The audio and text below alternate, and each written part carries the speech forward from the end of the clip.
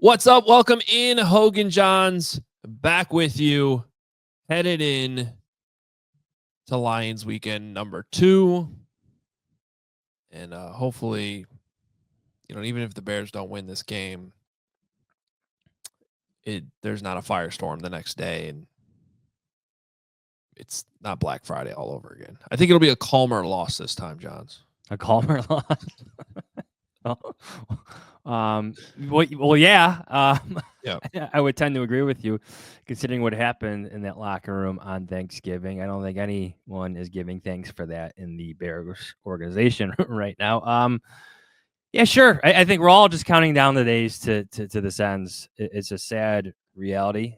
I think the Bears maybe appreciate how you have 3 games in 11 days to kind of finish out this season. And of course, you have the Packers game to end the year. But yeah, after this one, then the Bears have the game the day after Christmas, national television again. Can't on wait. Prime. Here's the Seahawks. Shane Waldron's former team. Here's Geno Smith might be hurt. Yeah. We have a fun show for you today. Now, this will be a little bit different than our usual Friday preview shows, considering what's been going on with this team, how much the game actually matters, and the fact that they played the Lions just a few weeks ago. We had a Lions guest on then as well. So we did something a little bit differently. We are bringing in Jack Silverstein, who covers, basically Chicago history, Chicago sports history, and does such a great job with it. So we're gonna have it's kind of some deep historical conversations about Bears ownership, stadium, all kinds of things, the Hall of Fame. And I think you guys will really enjoy that conversation. Speaking of history, though, there's no way we are getting through this first segment of this podcast without me celebrating what happened last night in the Broncos-Chargers game. You're talking about the fair catch free kick rule that you rarely, extremely rarely ever see in the NFL. Yeah. It is, in my opinion, my very biased opinion, one of the coolest rules that exists in football that most people don't know about. And I unfortunately was not watching the game live because I was putting my kids to bed last night when this happened. So I was really upset that I missed it at first. Because I would have been, Johns, you don't understand. And I'm being serious. Like, I live for this scenario to play. I don't care what football game I'm watching. If I'm watching a Bears game, it doesn't matter what week it is, and I start to see the stars align mid to late second quarter, maybe a team could be pinned back at their own goal line and be forced to punt you're under 15, 20 seconds, whatever it is in the second, because that's the scenario you need to play out to get a fair catch free kick. As soon as we start to get like the 2-minute warning, I look at the field position. I'm like, oh, is there any way this is going to happen? And it almost certainly doesn't, because it's so rare. Here's the rule if you don't know it. You are technically allowed to free kick after any fair catch. Any fair catch. We see fair catches every single game, multiple ones. You could technically, after any fair catch, take your kickoff team out there with a holder instead of a tee, and from wherever that ball was fair caught, attempt a field goal with no rush. The other team's not allowed to rush. But you can't use a tee, has to be held, and you could do that at any point in the game. The problem is there's very few scenarios in which you would do that, because you would need good enough field position, right? And if you're going to fair catch a punt in plus territory, you're going to go try to score a touchdown, right? Because not the worst case scenario, but you're still very likely to attempt a field goal anyway, if the first few plays don't go well. So really the only scenario in which you would try this would be right at the end of a half or at the end of a game, if a team is stupid enough to punt you the ball in a game that's 3 or fewer points. that would be a dumb decision, but it has happened. I think there was actually a fair catch free kick game winner this year in a high school game somewhere. I remember that being sent to me. So anyway, last night, Jim Harbaugh, smart enough. Of course, Jim Harbaugh. Yeah, of course. Smart enough to force the other team to punt instead of running out the clock deep in their own territory, allowing them to fair catch. Now, remind me, because I wasn't watching live. Did they fair catch with no time remaining? No. Okay, so there was time remaining. So this is what struck me in the moment. Okay. It's Jim Harbaugh calling a timeout, basically forcing the Broncos to punt instead of just going into halftime. Matt Eberflus would have just gone into halftime. And that's what I was thinking in the moment as I'm sitting on the couch right over here watching that in my living room. Fair catch is called. There's a collision.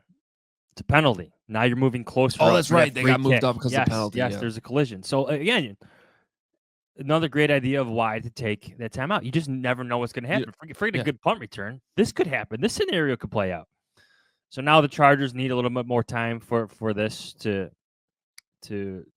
shake out, right? Jim Harbaugh calls another timeout, talks to the officials. Hey, we're going to try this free kick. And they send out their kicker. And in this moment, speaking of like the history of it, I call my sons in here who are, kind of casually watching. One's on his phone, one's getting something to eat out of the fridge. Like, guys, you got to watch this. This is going to be different. This doesn't happen like ever. So they all got to watch. All three of my sons and me all got to watch the Chargers make a free kick for the first time in I don't know how long, 30-something years? I think it was even more than that. 70s? Like 48 or something? Now, here's the thing. It has been attempted, even somewhat recently. It just hasn't been made. Mason Crosby tried it for the Packers, I don't know, 10 years ago, something like that. Okay. There was a Panthers-Falcons game, I believe it was. And the reason why I know this is because I've actually showed these clips to our kids at Carmel. We practice this a couple times every season, and it is chaos. They look at me like I have 18 heads. They don't understand why I have the kickoff team out there to do a field goal. Why nobody can rush. No one understands what's going on. But that's why you do it. That's why you're like, so even if they don't completely understand it, if the scenario arises in the game, at least we've gone through it in practice. And they'll be like, well, at least I know to walk out here and just stand here while the kicker tries to attempt this field goal with no rush. Now, again, the likelihood of that coming up is slim to none. But like I said earlier, it could potentially happen at the end of a game. And if you can imagine being in that scenario at the end of the game where the stars actually align and being prepared enough to be able to execute it, I mean, that's awesome. So this was all I needed for Christmas. I'm being serious. The fair catch free kick rule. The fact that this happened last night, I was so excited. Oh my God, it was awesome. And I don't need anything else for Christmas. That's all I needed. And of course, it's Jim Harbaugh. Should have been the Bears coach this year, properly executing it. I even like his game management at the end of the game, knowing that he doesn't have enough time to just fully kneel this out, having Justin Herbert buy a little time, then go down, buy a little time, then go down, and then throw the ball up in the air where nobody could catch it to end the game and fourth down. Just professional coaching in professional football on a primetime stage. I'm not used to seeing that, at least not covering it live. Mark Potash, friend from the show, check out his show with us a couple weeks ago, later shared in response to you, I believe. Yeah. On his Twitter page, a blast from the past. Mac Hero again. Bears win 13-10. Percival's 43-yard free kick sinks Pack. So the Bears, what year is this? This is 1968. 1968 defeated the Packers on a free kick from 43 yards to win 13-10. And Potsy shared the sports page of the Chicago Sun-Times that year. Yeah, coincidentally, the last time the Bears beat the Packers.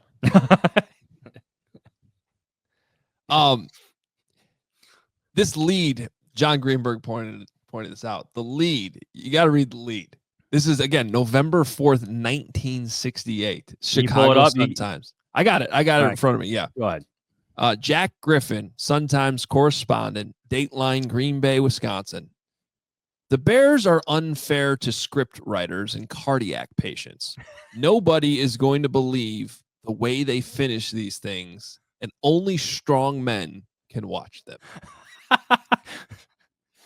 I would love just, it's illegal for me to take that word for word, but that you can give them credit.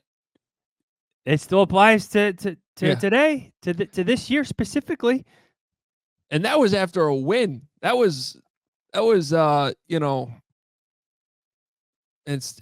nothing's changed. Why are the photographs backwards though? Did you notice that?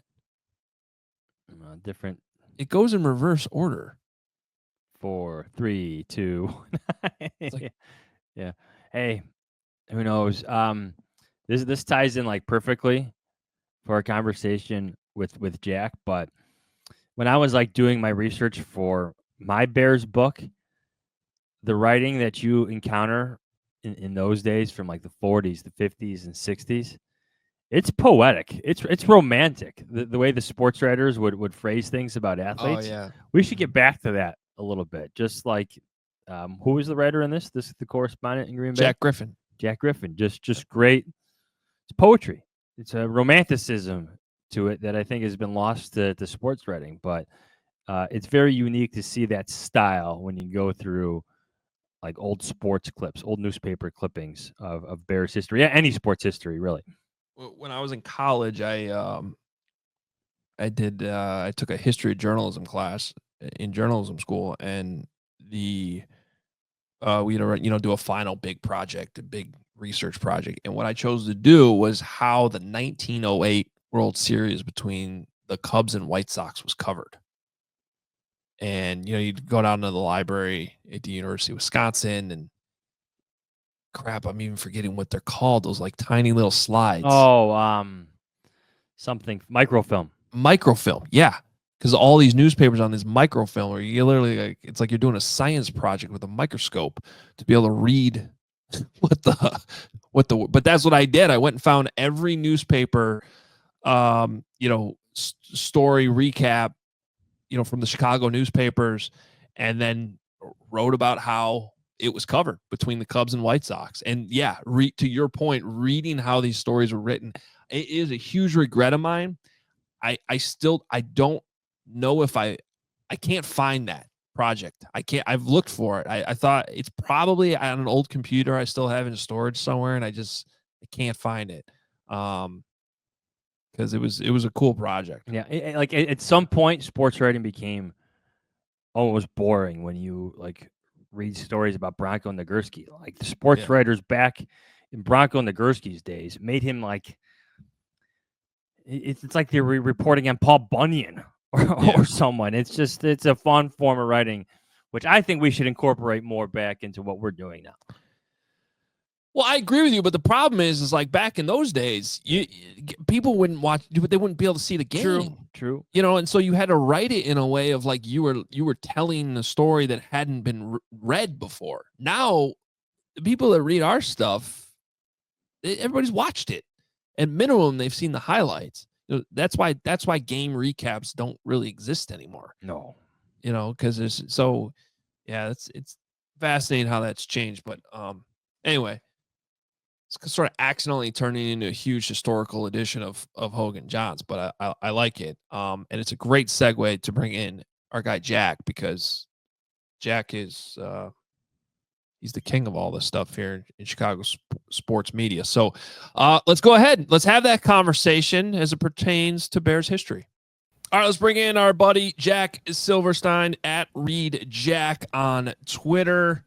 He's got a great just great information all the time, especially when it comes to Chicago history. And the book coming out, can't wait to see it. Why We Root, Mad Obsessions of a Chicago Sports Fan. Jack, what's going on, man? What's up, guys? How are you? We brought you on because the Bulls have won 3 in a row. Yes. The Blackhawks have won 3 in a row. Sammy Sosa is coming back to town. Thank you. So we got a Thank lot you. of good news to talk about. And the Chicago Bears, meanwhile, have lost 8 games in a row. You don't have to talk. This isn't a Bears podcast. We don't have to talk about them. I'm not familiar with that football team. They play at Soldier Field for, I think, a little bit longer. Okay. Maybe. I'll look into them. It could be something special. All right. Unfortunately, we do have to talk about them a little bit.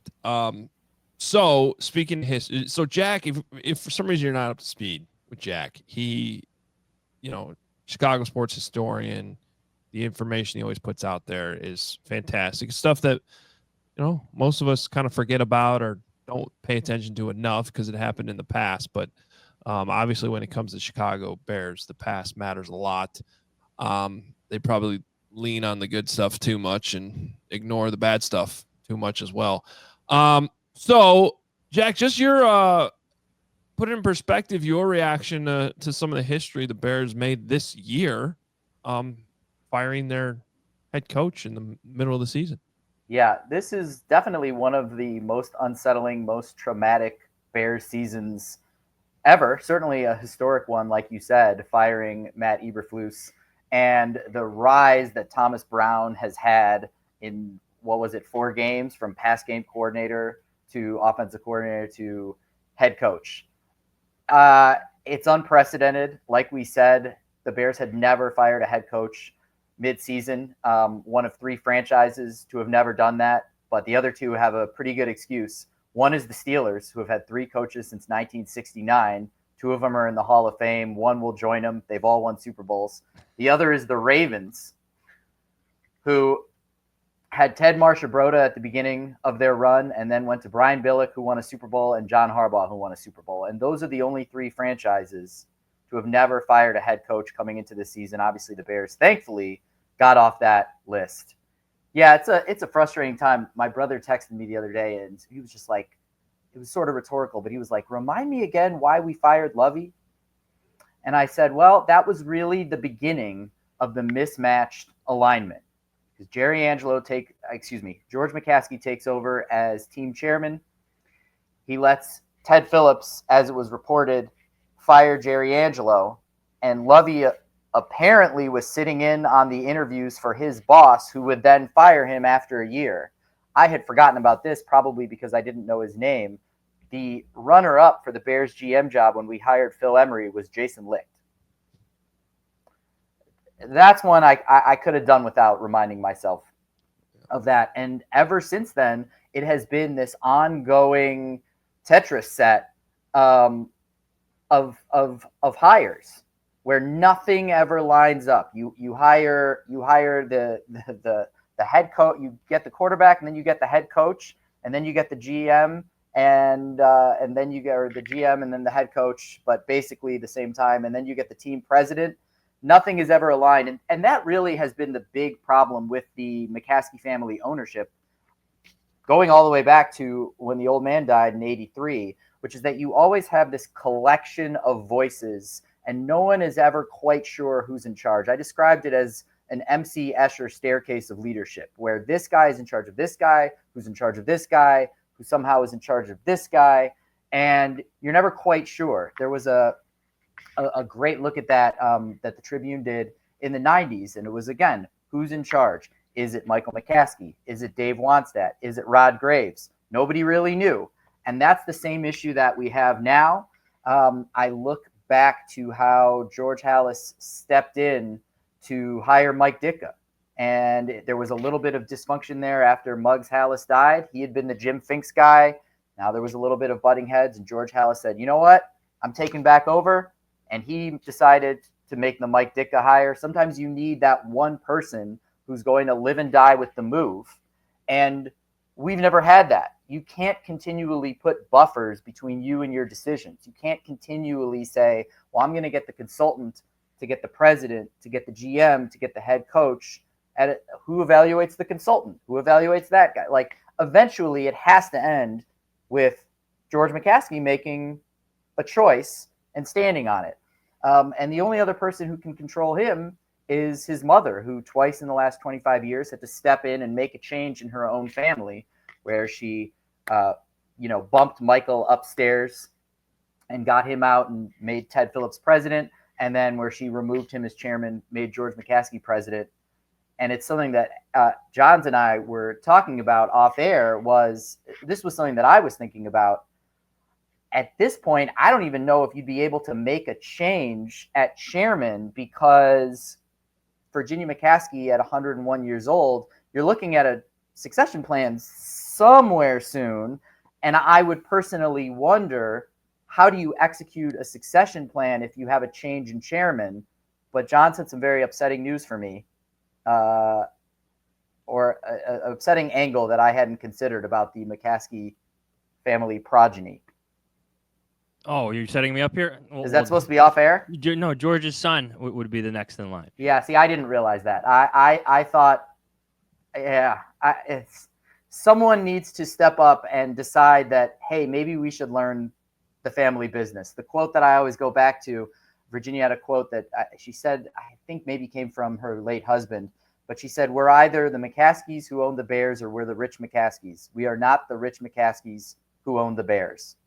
And you have to figure out a way to make this business, number one, work for itself, and number one, work for you. The idea that they haven't figured out how to run a football team and how to really diversify their income the way that George Halas did. He was into real estate. He owned a basketball team. I mean, he was doing a lot to make that coin multiply.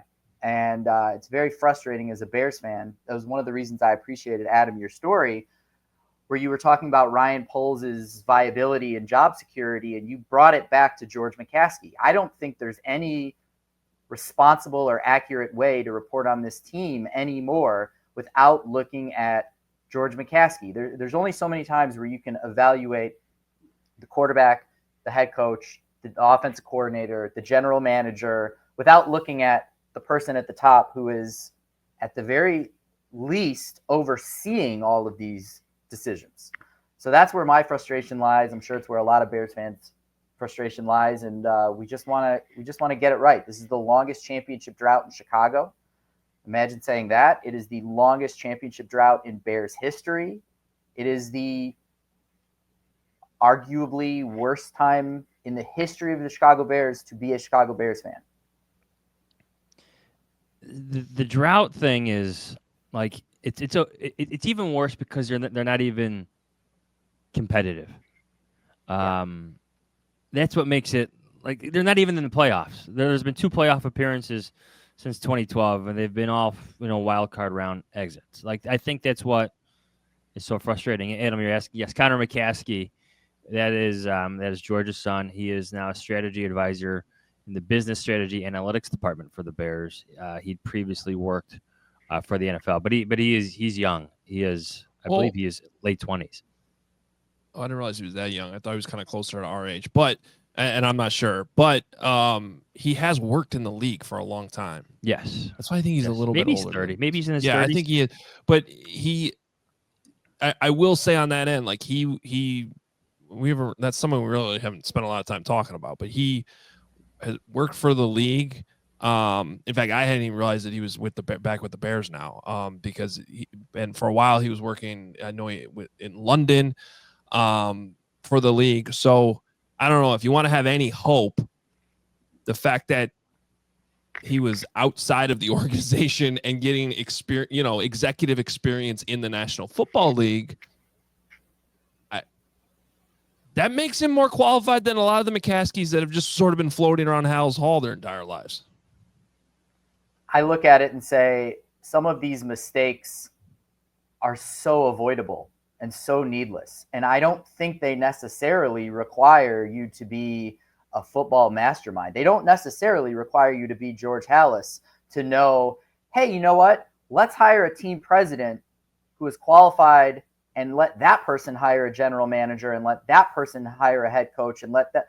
After 2020, that should have been it for Nagy Pace. You reset right there. You have the perfect opportunity. You tell Ted, hey, finish up this stadium business. This is great. We're going to put you over here. We're going to hire a team president, and the team president is going to run the show.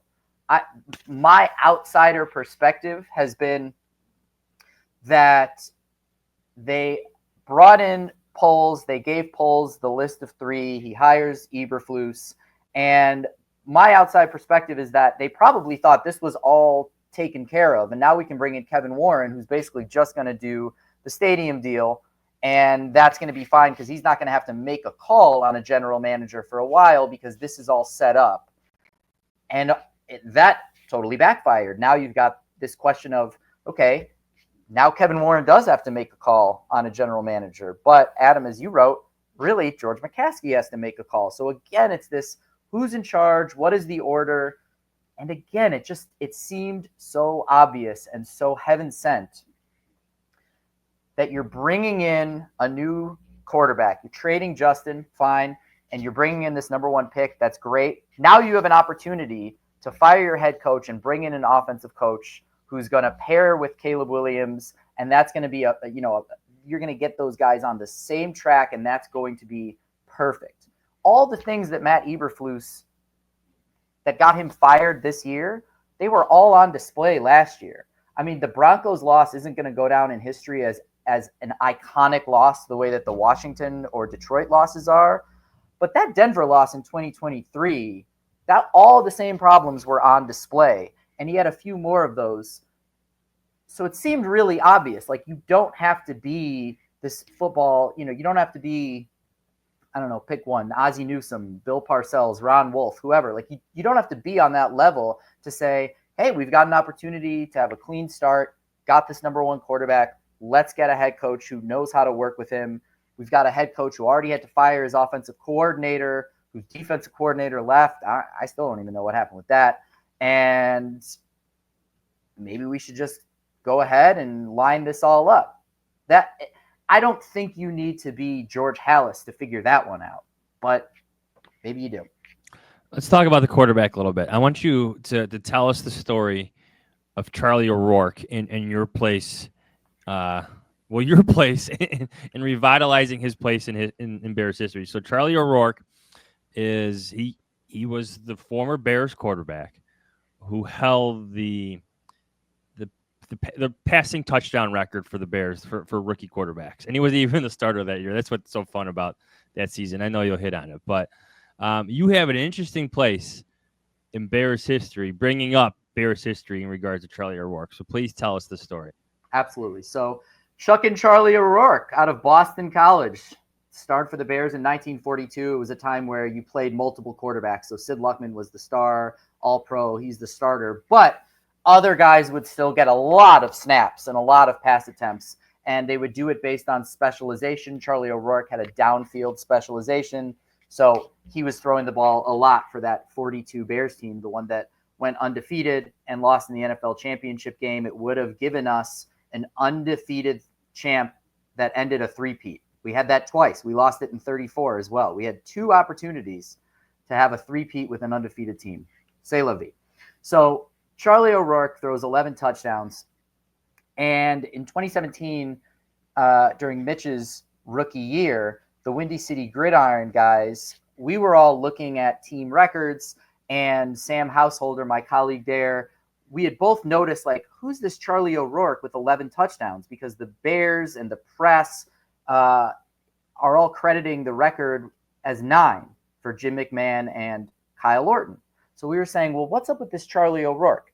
Mitch didn't break the record. He didn't throw for 9 or 11, so it didn't matter.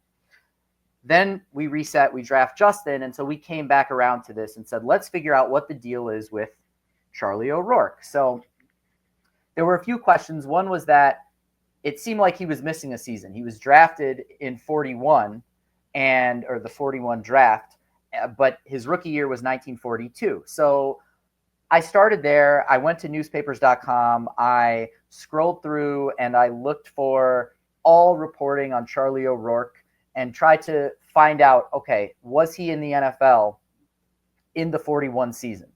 And I couldn't find him anywhere there. This was before taxi squad, before practice squad. So it wouldn't have been that. Maybe he'd been injured the whole year, but no, it didn't look like that. And I found employment elsewhere that he was coaching, I think high school. So it wasn't that. And then I thought, well, maybe there's some sort of, technicality in the rules at the time in the record keeping that you weren't a rookie. You were like a first-year player, something like that. So I took that to great NFL researcher John Turney.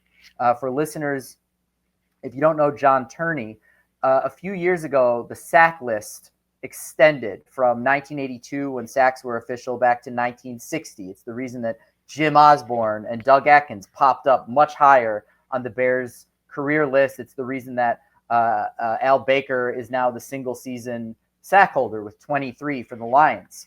And John Turney and another researcher, Nick Webster, went through all this sack data. And so they know better than anyone the intricacies and the flaws of statistical record keeping in the NFL for a long time. And so I asked him about that. Was there any sort of, instance in which, he's not really a rookie?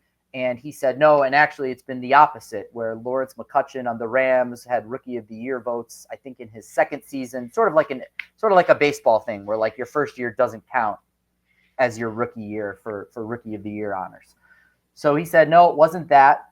And then I looked through and looked for, mentions of O'Rourke and did the record somehow get away from him, and couldn't find anything. So I took all this information and I brought it to the Bears and I said, hey, what's the deal? We think this Charlie O'Rourke is the record holder.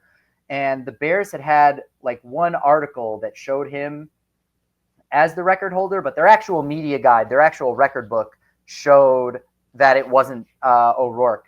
And so I brought this all to them and they looked it over and they said, yeah, you're right. And so they reinserted Charlie O'Rourke into the Bears record, so that when this year Caleb Williams got his 11th and then 12th touchdown passes, he tied and then surpassed Charlie O'Rourke. And it was very cool because Charlie O'Rourke's grandson, Ryan, reached out to me and said his family had found my story. He had no idea. They had no idea that he had held this record.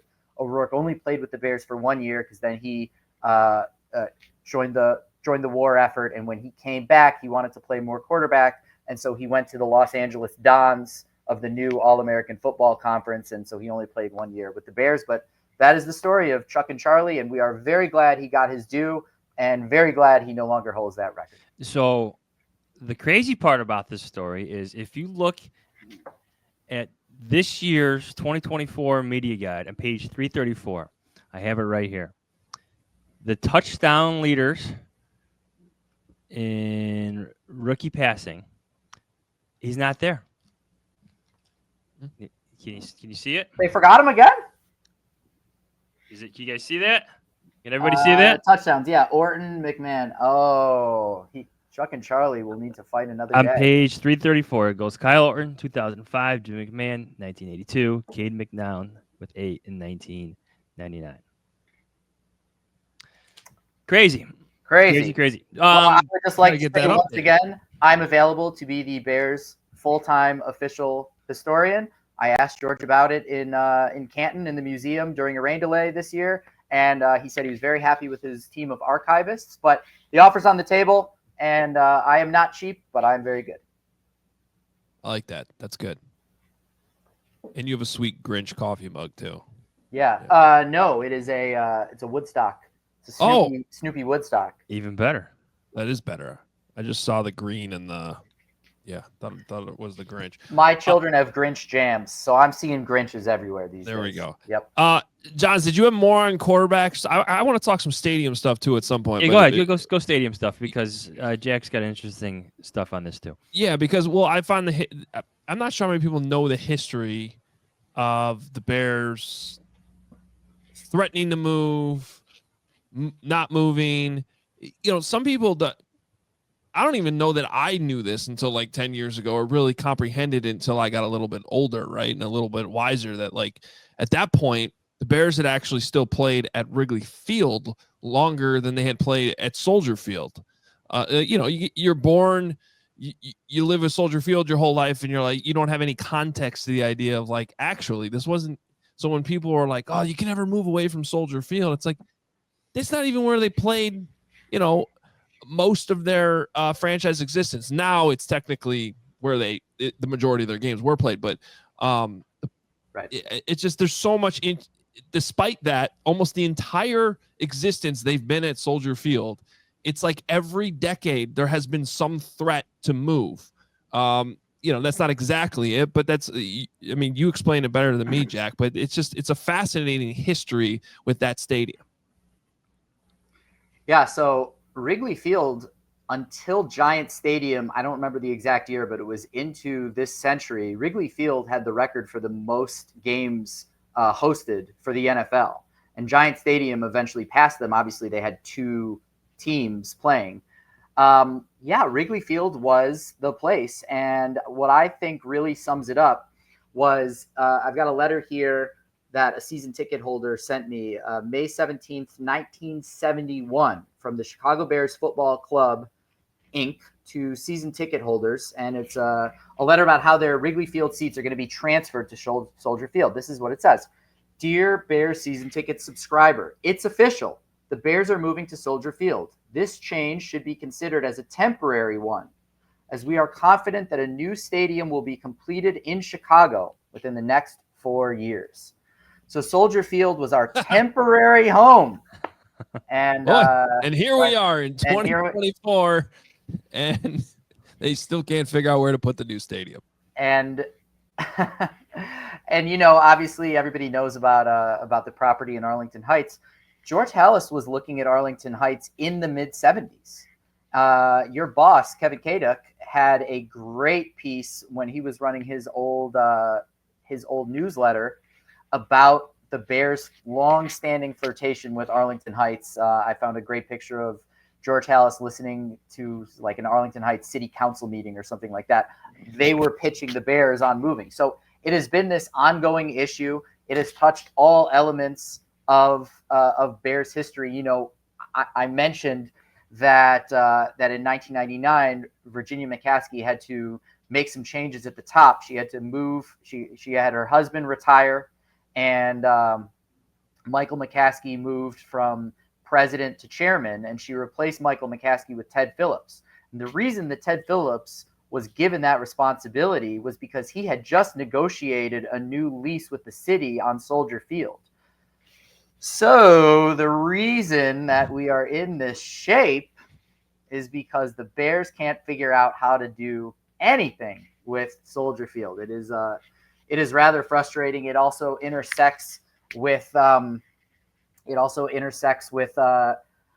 minority owners, the late Andy McKenna and Pat Ryan, who bought into the team in the late 80s as part of a deal for helping fund some box seats at Soldier Field. And that is a whole nother long story that we don't have to get into. But the Bears stadium problems and this idea of not owning the stadium, obviously we've also seen what Jerry Jones has done in Dallas and creating all these new revenue streams and the way that he has helped other owners do the same.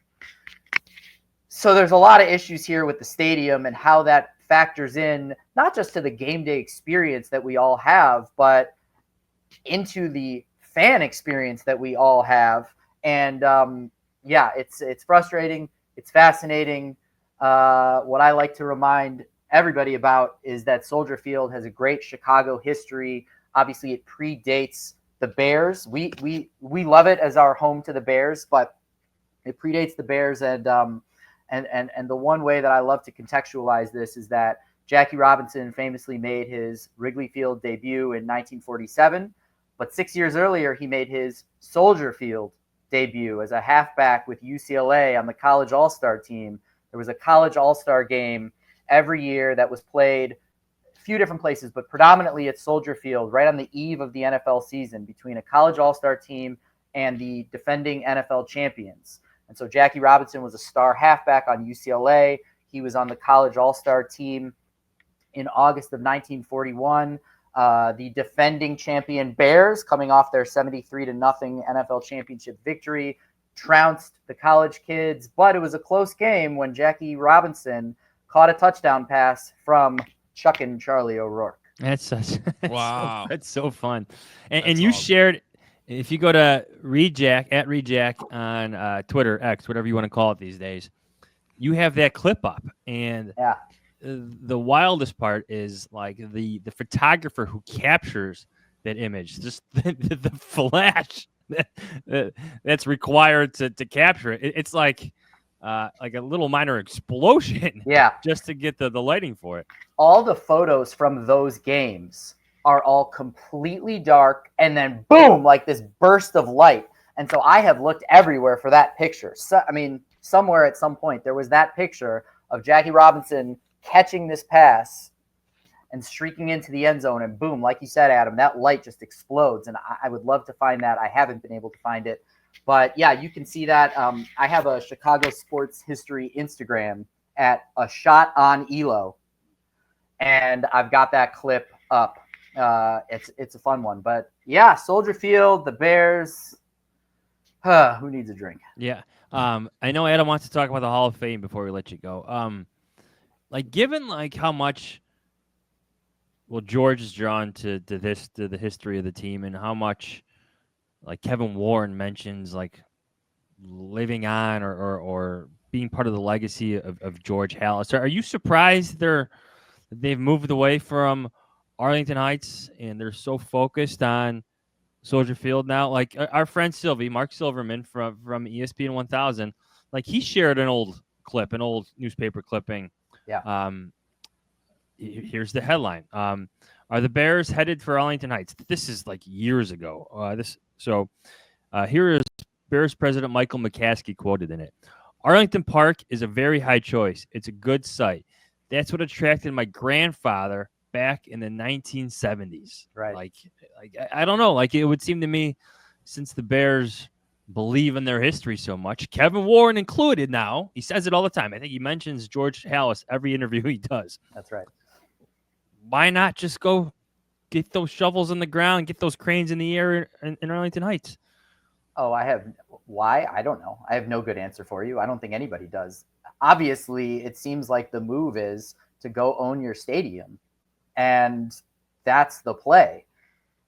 Why aren't they doing that? I don't know. I mean, I'm a purist. I'm a traditionalist. I'm a sentimentalist. I love Bears football on the lakefront. I also think it's important for the city to have the Bears in the city. And I'm someone who I care deeply about Chicago.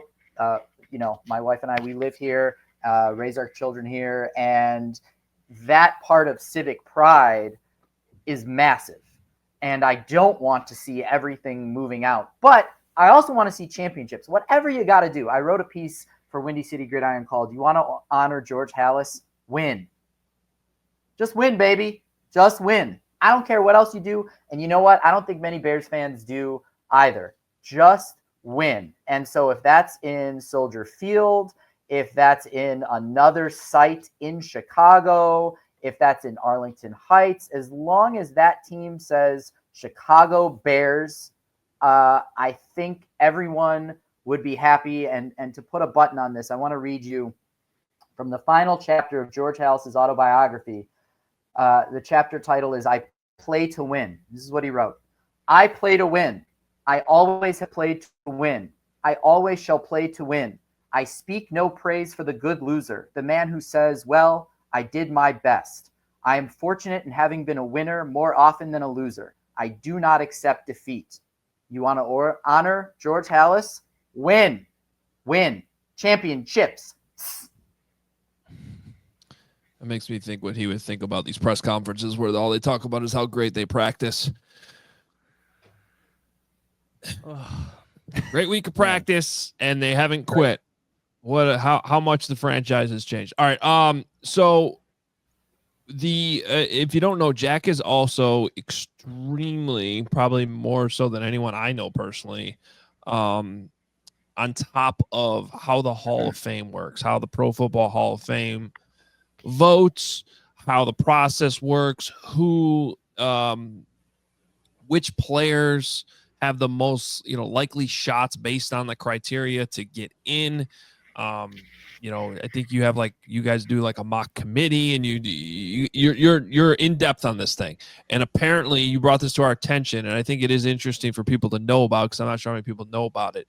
But there's been some changes to the process that could affect who gets in. Why don't you go ahead and explain? Yeah, so there are two areas of voting in the Pro Football Hall of Fame. There's the modern era, and that's just like the main players. So when you like Devin Hester got in, modern era. When you think about Brian Urlacher, first ballot Hall of Famer, that means his final season was 2012. He waits 5 years. His first time eligible is 2018, and he gets elected. That's first ballot. You go through that for 20 years, and if you are not elected, then you go into the senior pool. And the senior pool has a huge backlog. There's a lot of passionate people arguing for their people. When Steve McMichael was elected last year, he was elected as a member of the senior pool. The big change is that they have changed the voting math. And the change is probably, certainly mathematically, it increases the odds, but it probably is going to result in smaller classes. What they used to do with the modern era is they would have 25 semifinalists. They would vote that down to 15. That's the 15 finalists. And then the selection committee brings those 15 names into the room, as they call it, and they present all those players. They debate all those players. And what they used to do was they would vote that 15 down to 10. They would vote that 10 down to 5. And then there would be a yes-no vote on the remaining 5. You have to get 80% of the vote to get elected, with which 50 voters, that's 40 votes. At that stage, it's a rubber stamp. They haven't rejected a final 5 candidate since Paul Tagliabue in 2007, when contributors were still part of the modern era group. They haven't rejected a player in the final 5 since 2 years prior with Michael Irvin and Harry Carson. And obviously all 3 of those people eventually got in. What they are doing this year is they're going to take those 15 names, they're going to vote them down to 10, and then they're going to vote them down to 7. And then they're going to vote for 5 of the 7. And you need 80% to get in. And they will only elect 3 to 5. What that means is that the math could end up where you have fewer than 5 people hitting that 80%, because you could have votes spread out over those other 2 candidates who in previous years would have already been eliminated. So mathematically, the odds are much greater that we're going to see a smaller class. And that could mean leaving out players who the voters have clearly decided this person is a Hall of Famer and we're just winding our way to when we elect him. So for example, you could see a class this year of Antonio Gates, who a lot of people think should have been in last year. He's basically going to sweep right in. And you could have Jared Allen, who's been a finalist ongoing and has been making his way up. You could have Luke Kuechly, maybe, who's a first ballot guy. And you could have one of the wide receivers, Torrey Holt or Reggie Wayne. But you could have the other wide receiver left out, even though voters have all said, these guys, we clearly think they're Hall of Famers and we will eventually vote them in. The way that this came up was that there have been complaints, most notably, or maybe the biggest one was from Deion Sanders, who was saying, we need to make 2 Hall of Fames, like for the best Hall of Famers and the other Hall of Famers. I think that came after a class that had some guys who aren't as big of names, the late Sam Mills, Bryant Young, and there started to be this conversation about, is the Hall of Fame not being exclusive enough? And that was what they put into the bylaws, that they wanted to maintain this exclusivity. But this has ripple effect, because there are players who are late in their modern candidacies who really need this push now, one way or the other. Eric Allen, Darren Woodson, one of my favorites who has incredibly never been in the finalist room is Richmond Webb. And there's been a big push among Dolphins fans and non-Dolphins fans to get Richmond Webb into the finals for his final 3 years, where he can finally be discussed. The ripple effect of that is that guys then get pushed into the senior pool. And then there is this huge debate and backlog about seniors. So where this fits in with Bears fans is, last year, maybe Devin Hester doesn't get in, and he has to wait another year, and then someone else has to wait another year. They made a similar change with the seniors, and they are grouping 3 seniors, a coach, and a contributor all together. There have been a lot of headlines about the contributor. It was NFL co-founder and leader of the first NFL meeting, Ralph Hay, who they put up instead of Bob Kraft. However you feel about that, that has made a lot of news because of Robert Kraft's visibility. but they're grouping those 3 seniors and 1 coach and 1 contributor together, and they're doing the same thing. It's 5 people. You have to vote for 3, and they will elect a minimum of 1. So you could see a really small class this year. You could see like maybe 1 senior and Coach Mike Holmgren, for example. Like the 2 people who are alive in that group of 5 also both have Packers ties. Voters might be compelled to, elect those 2. You get a big Packers turnout, sells tickets at the hall, etc. And you could end up with 3 or maybe more likely 4 modern era candidates. And it says specifically in the bylaws that voters are not allowed to discuss and game plan. And I don't know how they're going to do it. But if you thought there was a backlash to 5 people getting in, just wait for the backlash when only 4 people get in or 3 people get in, because they are not going to bump that number up.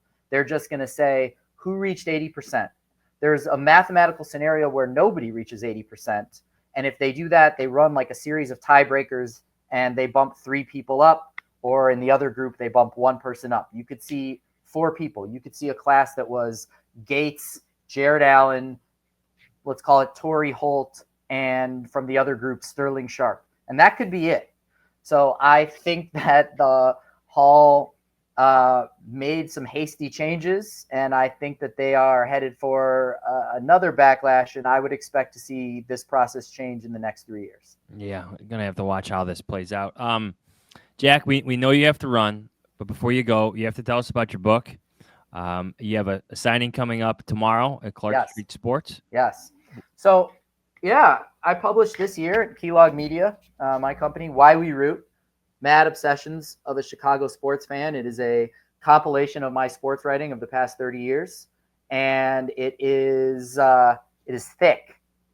And I wrote it this way so that it can be your friend. I don't know how you guys are as readers, but when I'm reading, I start to feel like a book is almost like a reverse diary, where it's giving me information from the author, and I'm kind of in a dialogue with the author. So it's a really good bedside table book. It's a really good airplane book.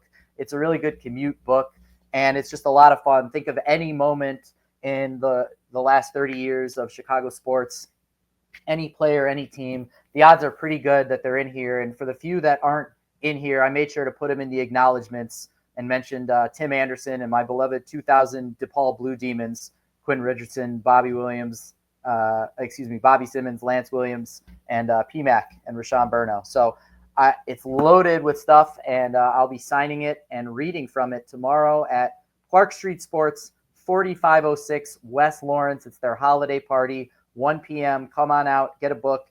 And I've signed them all for Clark Street Sports, and I've numbered them, 1 of 20, 2 of 20, 3 of 20.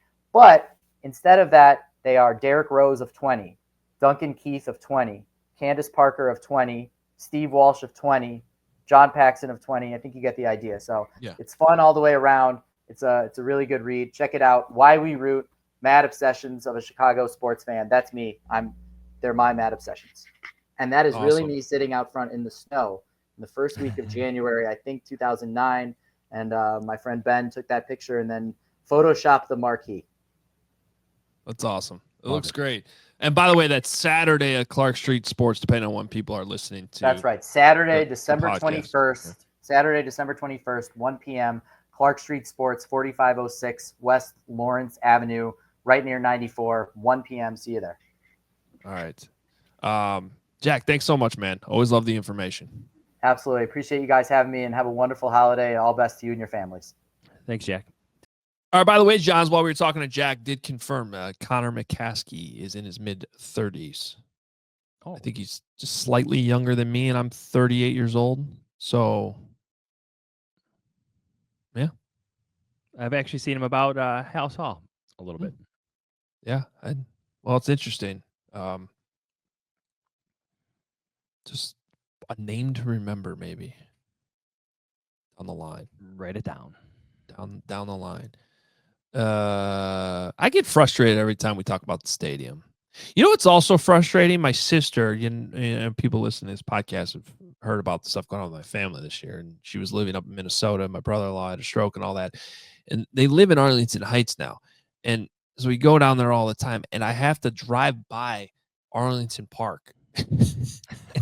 And every damn time I drive by that land that's just sitting there, I'm like, do something with it. Partially because I just used to love going to the horse races there.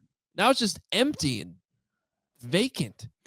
At some point, you have to imagine the politicians up there, whether it's the mayor of Arlington Heights or your state rep or your state senator, are going to be like, all right, Bears, you own this.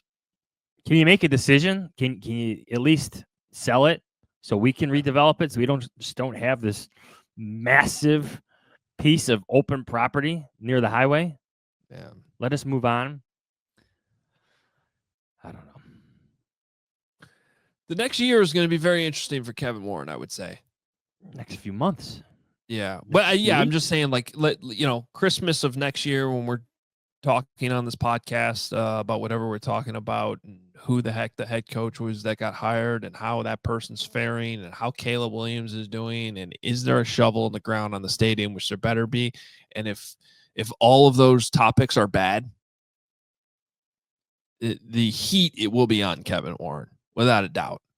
I mean, can you imagine a world in December of next year where the Bears are still struggling, the new head coach is struggling, Caleb's struggling, and the stadium's still not being built? Yeah, well, let's go back to something that Jack said.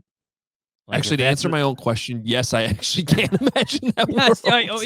yeah. 100%. Unfortunately, I can, because that's usually how it goes. So let's go back to something that Jack said. Let's not forget why Ted Phillips got that job in the first place. Yeah. Because Michael McCaskey couldn't work out the deal with the city. It took a replacement, someone else, to come in and finalize things. It was my understanding that Ted Phillips had things well down the road with Arlington Heights before he left. And now we're back to Chicago.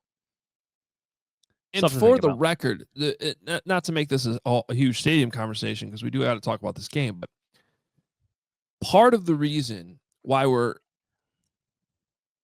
in this spot, and I'm guessing, I mean, I'm not even going to guess. I don't know what the conversations were when they were about to hire Kevin Warren about where he wanted to build a stadium and whatnot. I do imagine that there are even the McCaskey family is a little caught off guard by how far away they've gotten away from Arlington, because that was not a nothing purchase. This is not a family that just goes buys 300 acres of land somewhere. That's not something they do. This was a huge purchase for them. But Kevin Warren in Minnesota, they were looking at land outside the city. They were in a similar spot where it's like, do we move out here? What do we do? And then they ended up figuring out a way. Let's build on the Metrodome lot. We can do this in the city. Play at the Gopher Stadium for a few years. And they did it. And it's awesome. So if you're the person behind that, I completely understand, because you did it before in your life and you built what, in my opinion, is the best new stadium in the league. Yes, you would walk into this job with confidence that you could do it again. But it's a different city. It's a different political landscape. And I think he's learning that the hard way right now. And it's also different because they'd already built purchased the land in Arlington before he got here. So it's just it's fascinating. I get it. And I believe Kevin Warren when he says he wants to keep the team in the city. A lot of people want to keep the team in the city. Just listen to what Jack said in that interview. 1971, they're telling season ticket holders there's going to be a new stadium in 4 years. All there is a renovated version of Soldier Field that went terribly wrong. That's 53 years later. And here we are. It's crazy. All right. 3 big questions. 3 big questions. Adam Hoge, if you're running the Bears, how closely are you watching Ben Johnson on Sunday? Well, I actually made a petition to Fox to have a Ben Johnson cam. I was denied. But yeah, I wanted just them to show Ben Johnson the entire game. You'll be there. You'll have binoculars. Maybe that's what you should do. He is down on the field. Do I have to? Okay. It's on. I don't have to look across the sideline. It is the close sideline. That's right. You can be the Ben Johnson cam. To answer the question, yeah, I mean, here's the thing. You don't. What does that mean? I mean, like literally watching him the whole game. I don't know. To be honest with you, if I'm thinking about hiring him, I might actually do what I just said. Yes, absolutely. Like I have sit in my box upstairs with binoculars and just watch him the entire game, and somehow acquire. I don't know if he's mic'd up. Whoever's mic'd up, there's always somebody mic'd up down there. Anything I can get from NFL films. I don't even know if that's legal or not, but if I can get something from NFL films, giving me any idea of how he's interacting with his players, yeah, you should be watching. I might even take the field pregame to see what he's doing. Maybe even introduce myself. Yeah. It's not tampering or anything. You're just saying hello. Ryan Poles' seat in Soldier Field would be directly across from the Lions sideline at a lower vantage point. So he may not even need binoculars to keep a close eye on what Ben Johnson is doing. Of course, I want to see how he handles the cold. It's going to be under freezing.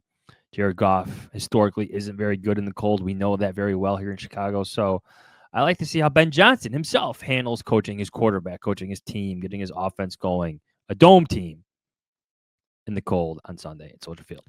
You know what actually surprised me? I looked this up. I believe Jared Goff is 3-1 with the Lions in games played between 30 and 40 degrees.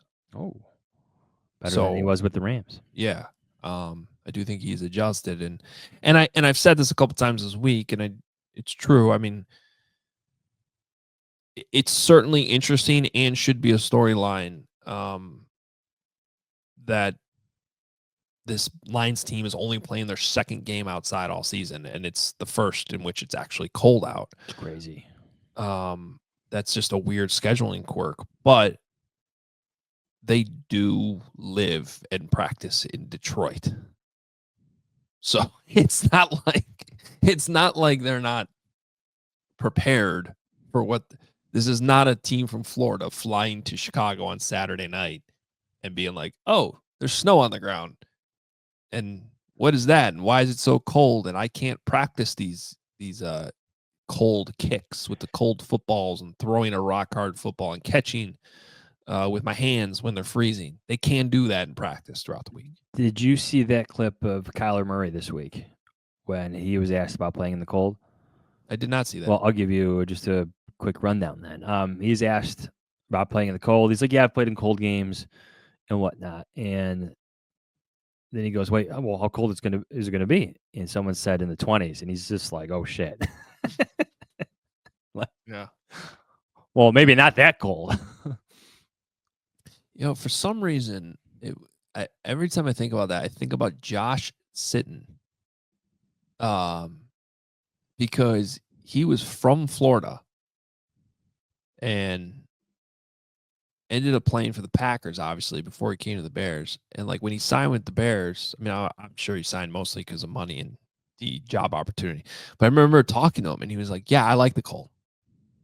Like I don't know for whatever reason, like I don't like he was sick of the heat, and from growing up to the point that he liked. I don't know where he's living now, but wouldn't shock me if it's somewhere north. Yeah, what's football weather? Yeah. Number 2.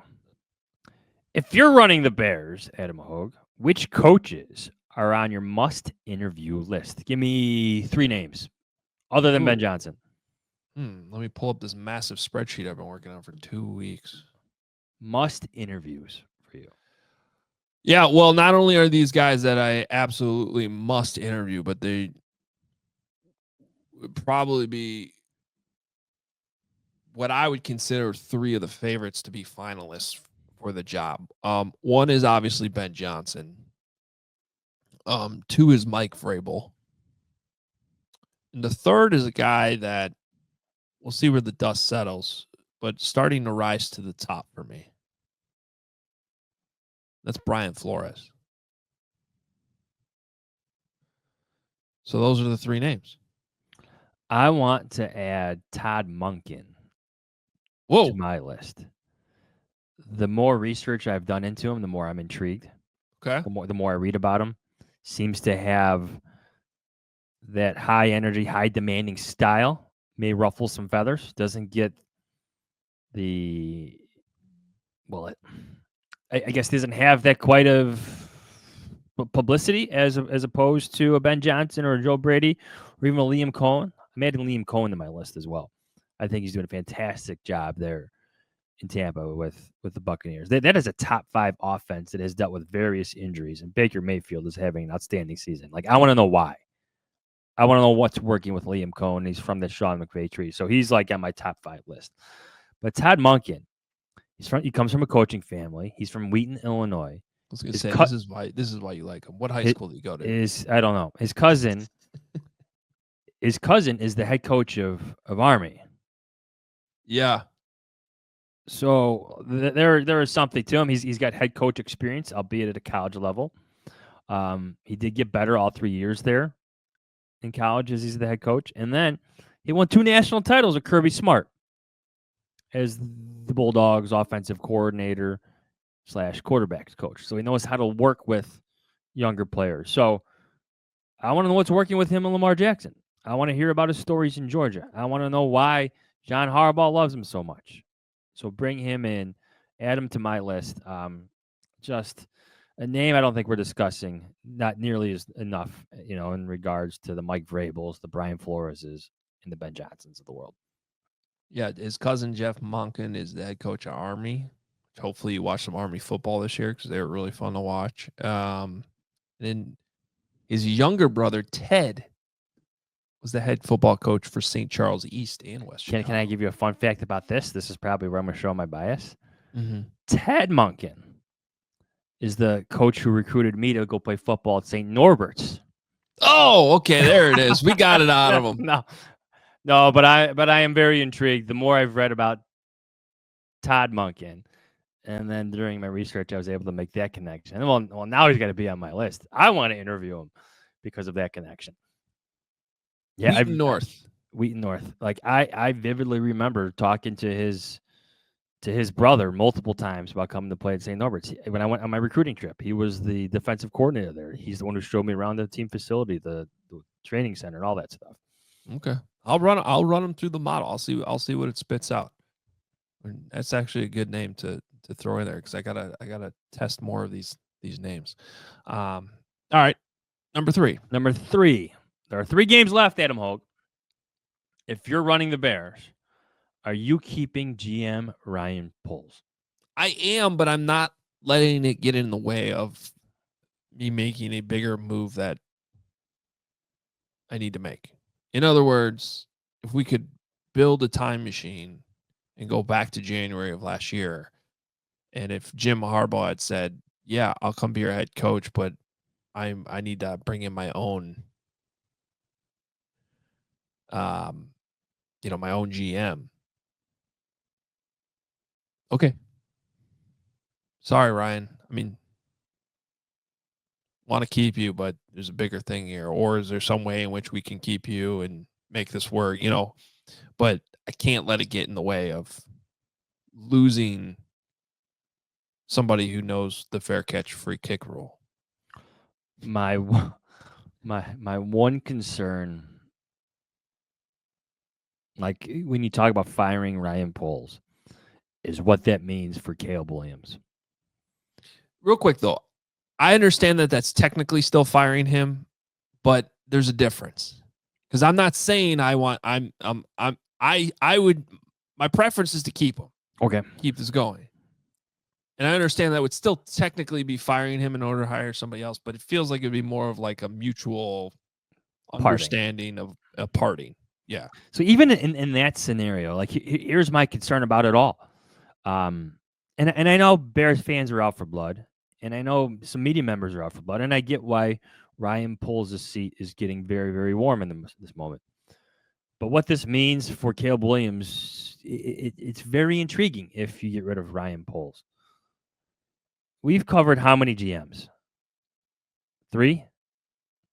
The only one that tried to win with the players he inherited was Phil Emery. Ryan Pace was sending players out, right?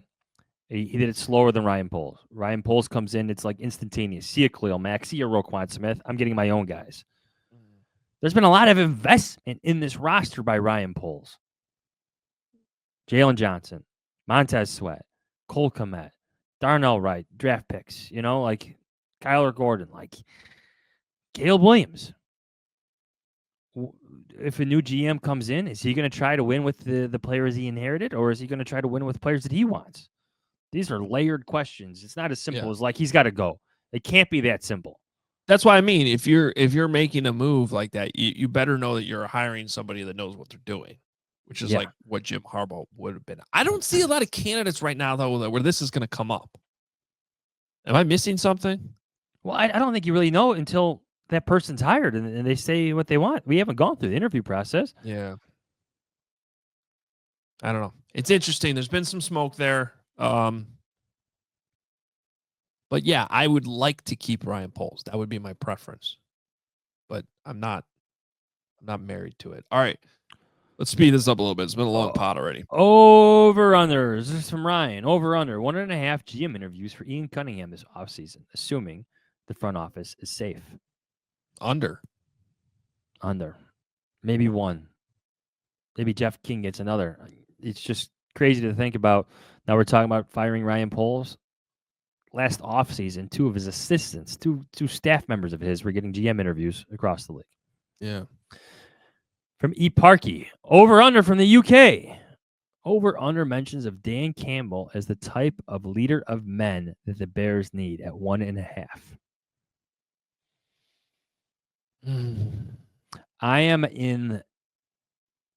I have set one foot into the camp that I think the leader of men description is extremely overrated. I'm writing about this right now. It matters, but it only. I'm going to save that. It matters, but it's not. It's a little overrated. It depends. It depends what other attributes you have that can override it. Like, let's just say Ben Johnson isn't leader of men, like whatever you want to describe that as. I just think if he can run the number 2 offense in the entire league consistently, yes, thank you. Get the most out of the quarterback, doesn't matter as much. I just think back to when they hired Matt Nagy and the messaging from Ryan Pace, Ted Phillips, George McCaskey is we hired him not just for Mitch Trubisky, but who's best for the entire team because he's got leadership qualities. Mm-hmm. He's the leader that we need, not just for Mitch. You know what ended Matt Nagy's run here? His failures with Mitch. So you get the quarterback going, a lot of things will start going for you. This is from just the Bears fan. Over under half first downs on the first offensive drive for the Bears. I'm going to go over. They get 1. Over. Quackinator. Over under number of times the crowd boos after the Bears go 3 and out on offense. 4.5. There'll be boos. Yeah, I'll say over. Over. That's a lot of 3 and outs, though. 5 3 and outs in the game. Technically I'm under then because I don't think they'll. Yeah, I'm gonna go under. There's gonna be a lot of boos. Overall boos, I'll go over. There'll be boos.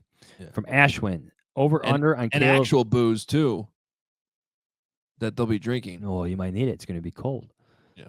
From Ashwin. Over under on Caleb going for 251.5 passing yards against a decimated Lions defense. I'm going under. What did he have a few weeks ago against the Lions? I have to look that up. 251. I keep coming up with reasons why that should happen, and then, it doesn't. All right. Against the 256, 3 touchdowns against the Lions on Thanksgiving. I'm going to go under.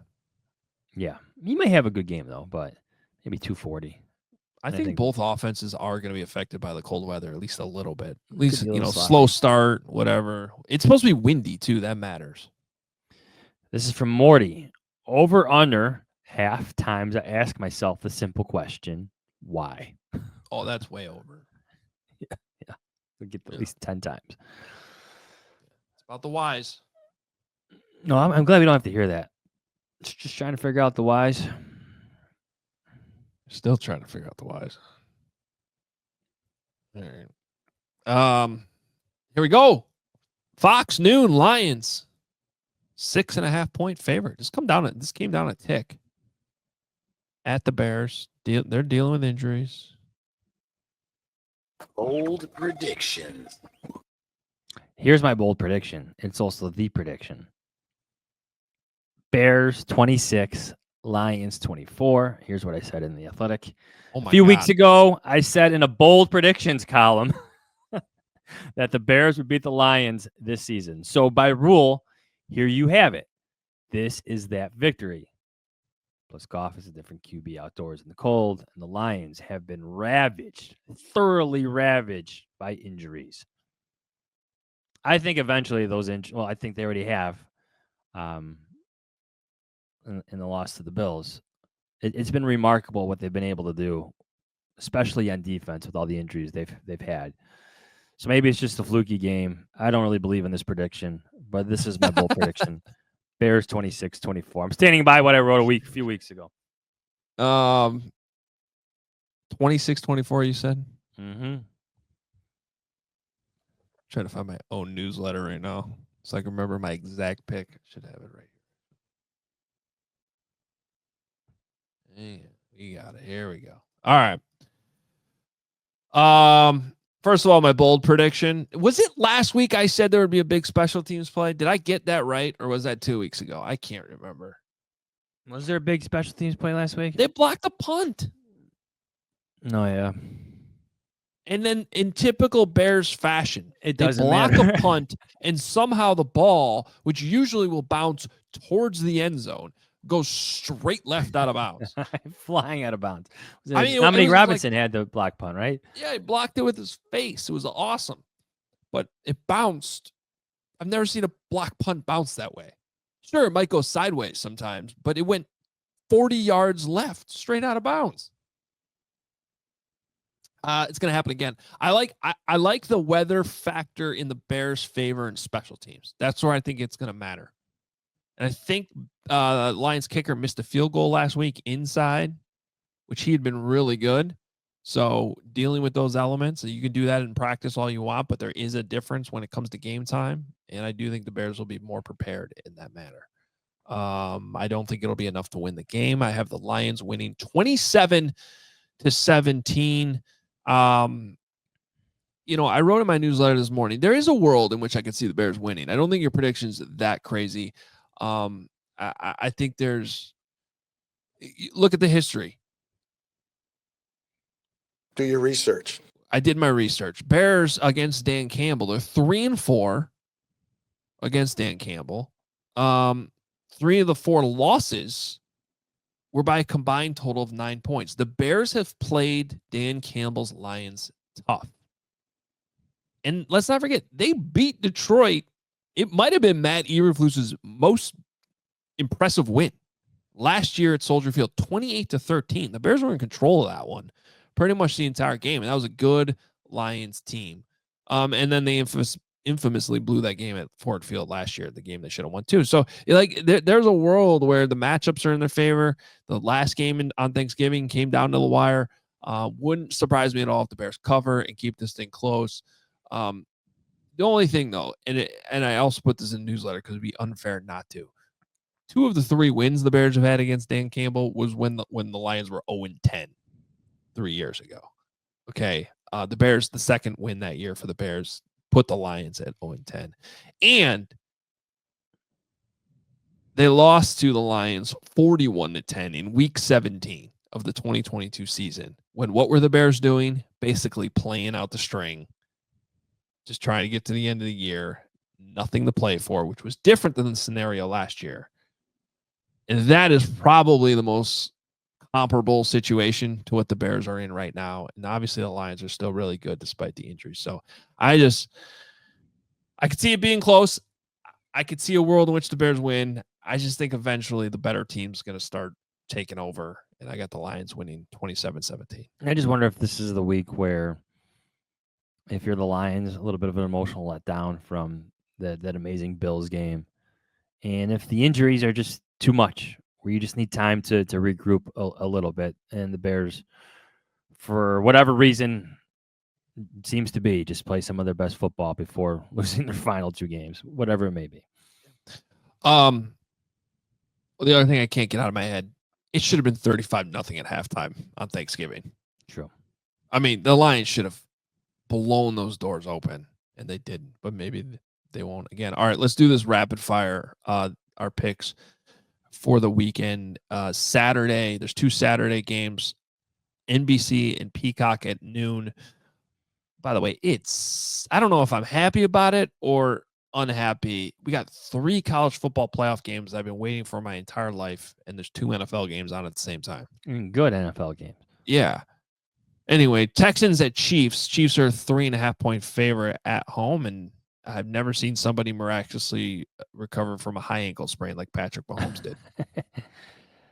Texans cover, Chiefs win. I agree.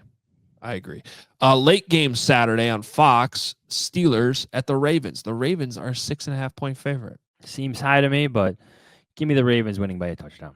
Yeah, I'm going to double down on the mistake I made last week because I had that same thing with the Steelers being 5.5-point underdogs to the Eagles. Apparently, there's not a lot of faith in this Steelers team. Yeah, that's what I'm reading. The betters. But this is a rivalry game. I think the Eagles are better than the Ravens. 6.5. I'm going to take the Steelers to cover. Ravens to win. Fox noon on Sunday now. We go to the NFC East. The Eagles are 3.5-point favorite over the Commanders. Give me the Eagles to cover. Yes, one's in Washington. Commanders have come down to earth. I agree. The Eagles are on a roll. They've won 10 straight games. They get to 11 and they cover. Late game on Fox. Another pretty good game. 3:05. Vikings go to Seattle. Vikings are 3-point favorite in Seattle. It doesn't always look pretty for the Vikings, but they win. And sometimes they win handily. What's Geno Smith? Is he in and out? I think he's playing. Is he playing? Well, look, if he wasn't, I would think that spread would be much higher. Be higher? Let's see here. Plans to play 19 hours ago. Yep, I see it. But no excuses. Nah, give me the Vikings, though, still. Yeah. They've had some bad luck in Seattle, too. Missed field goal in the playoffs. Didn't seem to matter last week. Yeah, I'm going to take the Vikings. And then Monday night, ESPN.